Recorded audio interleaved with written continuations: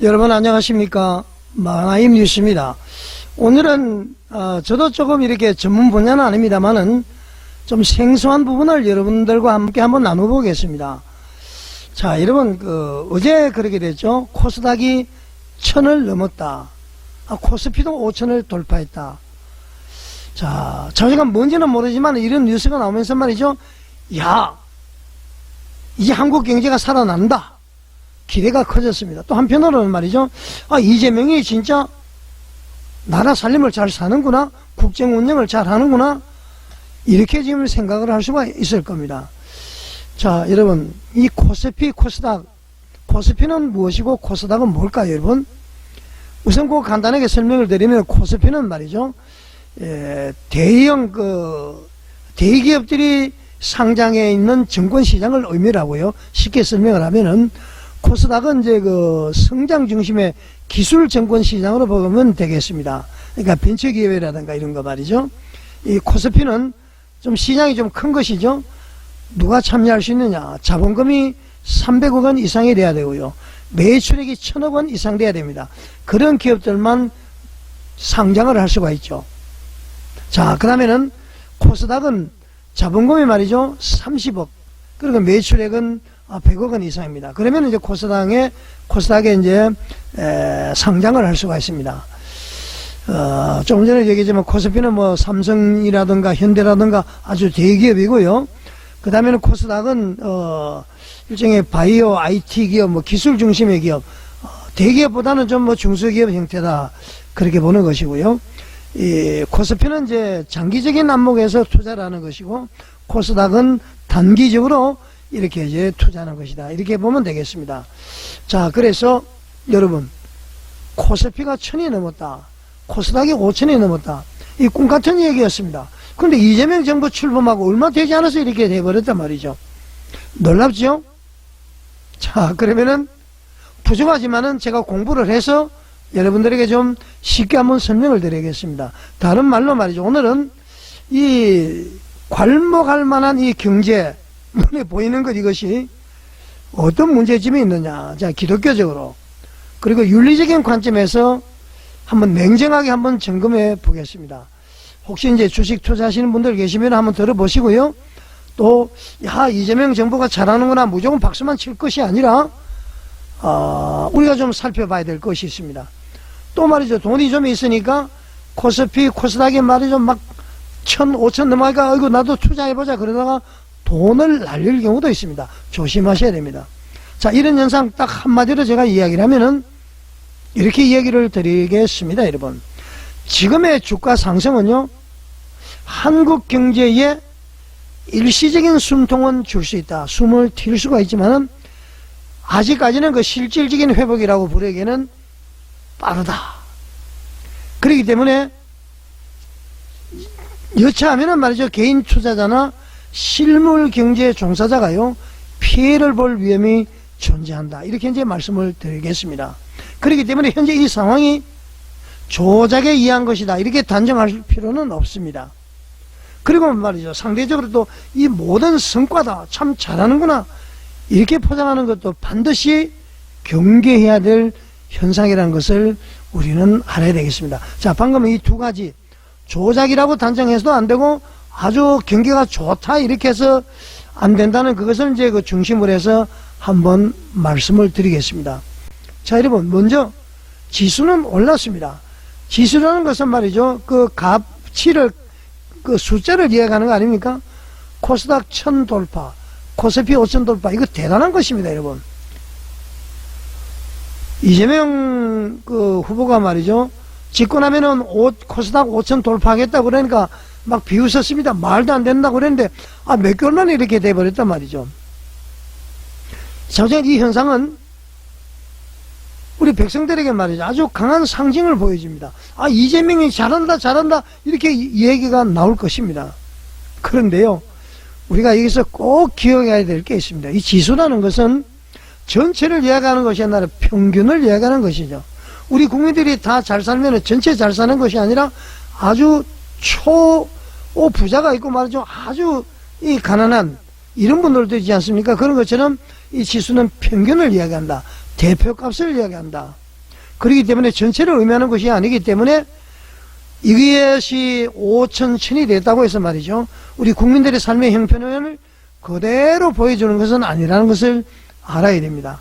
어떻게 보면은 뭐 마이나인 뉴스가 뭐 이재명 정권을 비판하려고 그러냐 그런 것이 아니고요.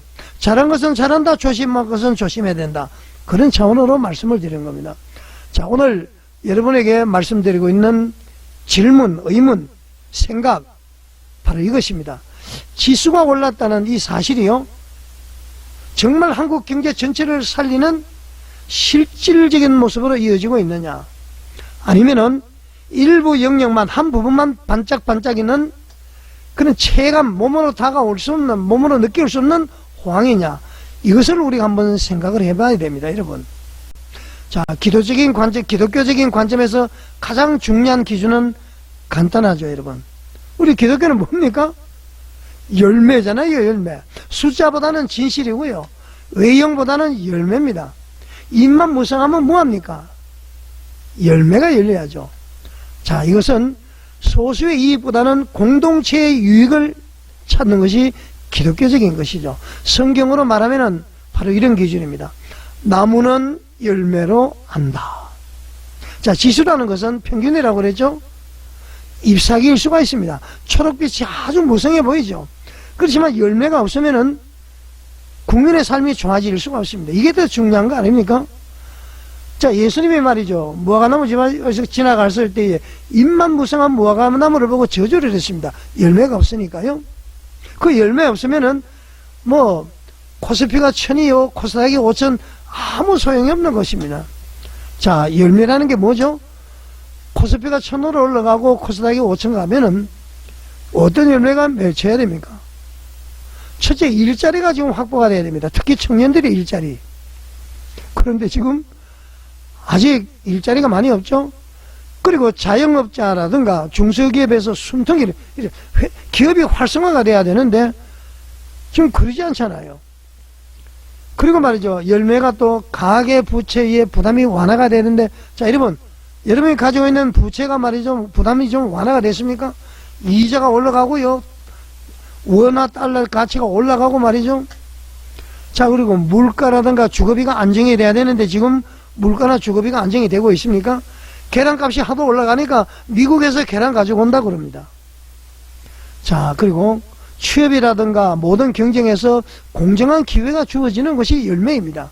그리고 시장 자체가 투명하게 운영이 되어야만이 그것이 올바른 시장이죠. 그런 열매가 있어야 되는 것이죠. 제가 방금 나열한 이 열매가 따라오지 않으면요, 잎사귀만 무성한 나무가 될 수 있죠.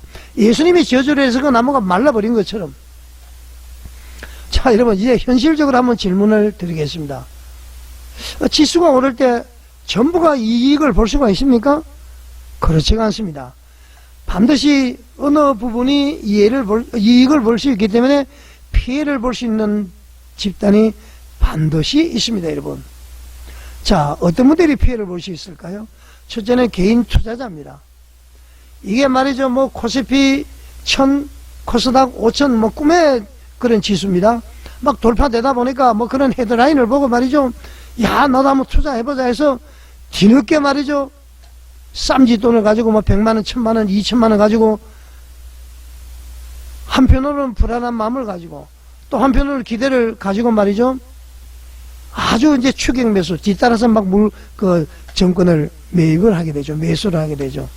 그런데 그렇게 되다가 말이죠, 갑자기 시장이 내외부적인 요인을 해서 조정을 받게 되면은 그 손실은 누가 보죠?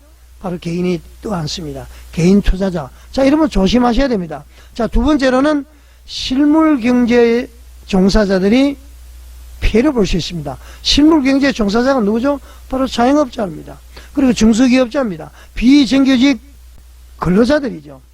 지수 상승이 말이죠, 곧바로 매출로 이어지지 않습니다, 여러분. 지수 상승하면 매출이 바로 돼야 되는데 그러지 않습니다. 자, 대출 이자라든가 임대료, 그리고 원가 부담은 그대로인데 말이죠, 뉴스는 호황 이렇게 말하니까 상대적으로 박탈감이 커질 수밖에 없죠. 이 간격이 커질수록 사회는 불안해집니다. 뉴스에는 말이죠. 뭐 1000 돌파, 5000 돌파 기대감이 막 늘어나는데 왜 내 삶은 좋아지지 않아? 왜 어려워? 뭐 이렇게 되면은 사회가 불안해질 수밖에 없죠. 자, 세 번째로 피해자는 아까는 단기적인 것이고 중장기적으로는 말이죠. 서민들이 피해를 입습니다. 그리고 청년이 그러니까 미래 세대가 피해를 볼 수 있습니다. 그거 왜 그런지 하면은 말이죠. 이 나라의 정책이 지수 관리에만 집중되죠. 보여주기식 우리 1000 돌파해서 5000 돌파해서 잘하고 있어. 피부적으로 변화가 없는데 말이죠. 이 정책이 지수 관리에만 집중하게 되면은 안 되죠. 바로 구조 개혁을 미루게 되면은 미래 비용은 결국 다음 세대가 치르게 되십니다. 그러니까 정책이 지수 관리에만 집중을 하고요. 구조 개혁을 미루면은 피해는 우리 미래 세대, 우리 후손들에게 온다. 구조 개혁이 어떤 개혁이죠? 연금 개혁, 노동 개혁, 교육 재정 건전성, 교육 개혁 재정 건전성 이거죠. 특히 말이죠. 노조 문화 이 구조 개혁하지 않으면 안 됩니다. 보수 정권 때 이명박, 박근혜, 윤석열 정권 때 연금 개혁, 노동 개혁, 그다음에 교육 개혁, 재정 건전성을 확보하고 말이죠. 노사 문화를 올바른 노사 문화를 만들기 위해서 노력했을 때에 더불어민주당에서 얼마나 발목을 잡았습니까? 이제 말이죠. 제대로 된 이 정부 정부라면 이 구조개혁을 해야 됩니다. 이 구조개혁을 하려면 과거에 보수 정권에다가 비판했던 것에 대해서 먼저 사과부터 해야 될 겁니다. 자, 지수관리에만 집중하지 말고 구조개혁을 미루게 되면은 이 비용은 우리 후손들이 지게 된다. 그런 것이죠. 자, 여러분. 이해가 되십니까? 좀 딱딱합니까? 1000 돌파, 5000 돌파 무조건 좋아하지 말라 그런 얘기입니다. 자, 지금까지 이제 비관적으로 이야기했는데, 자, 좋은 점이 없다는 것은 아닙니다. 자, 도움이 되는 부분은 어떤 게 있을까요? 우리가 심리가 회복이 됩니다. 주가가 오르면은 말이죠. 바닥을 찍었다. 이제 기대가 생기다. 막 올라간다. 소비 심리가 말이죠. 올라가고 투자 심리가 플러스가 될 수 있습니다. 좋은 현상이죠. 그 다음에는 말이죠. 자본시장의 기능이 활성화하게 됩니다. 특히 코스닥이 말이죠. 이 기술만 가지고 있는 업체, 벤처기업 업체, 자본이 없잖아요. 그래서 코스닥 지수가 오르면 올수록 자금 조달이 손쉬워지는 것입니다. 그래서 이 코스닥이 살아나면은 그 코스닥에 대한 그 살아나는 기업이 이런 성장 기업이 말이죠. 자금을 조달하기 쉬워진다. 방금 얘기했었죠. 그래서 벤처기업들이 말이죠. 연구라든가 이런 부분에 아주 투자를 할 수 있는 그런 힘이 생기는 것이죠. 이 긍정적인 것입니다. 자, 그리고 말이죠. 기관이나 연금의 그 평가 이익이 일단 개선이 되고요. 연기금이나 보험사라든가 기관 투자자라든가 이런 것이 이제 수익이 좋아질 수가 있죠. 자, 이것은 장기적으로 국민에게도 일부 긍정적인 요인이 될 수 있습니다. 자, 정리를 하면은 지금 이제 코스피 1000, 코스닥 5000 숨통은 트일 수가 있습니다. 그렇지만 중요한 것은 일시적이라는 것입니다. 이게 지속적이 되느냐 일시적이냐 이게 이제 중요한 것이죠. 자, 이제 핵심적으로 제가 한번 경고를 드리겠습니다. 왜 아직 실질 회복이라고 부르기 어렵냐? 자, 실물 경제와의 차이가 있습니다. 괴리가 지금 있죠. 자영업이라든가 고용 문제라든가 가계부채라든가 물가 여러 가지가 말이죠. 이런 부분에 대해서 체감 개선 우리가 몸으로 느낄 수 있는 그런 개선이 따라오지 않는다는 얘기죠. 그런 개선이 따라오지 않으면은 이 지수 상승이 아무리 높더라도 현장과는 분리가 돼버리는 것이죠. 그러니까 상승의 폭이 좁을 수가 있다. 그렇게 좀 분석을 하더라고요. 그리고 말이죠. 일부 섹터 지역, 특별한 그 분야, 그런 테마 중심이면은 다수 국민은 체감하지 못하죠. 뭐 일부 섹터, 일부 테마 중심, 일부 지역, 특정 어떤 기업, 뭐 거기는 호황이 될 수 있지만 전체 국민은 체감하지 못한다. 그런 얘기죠.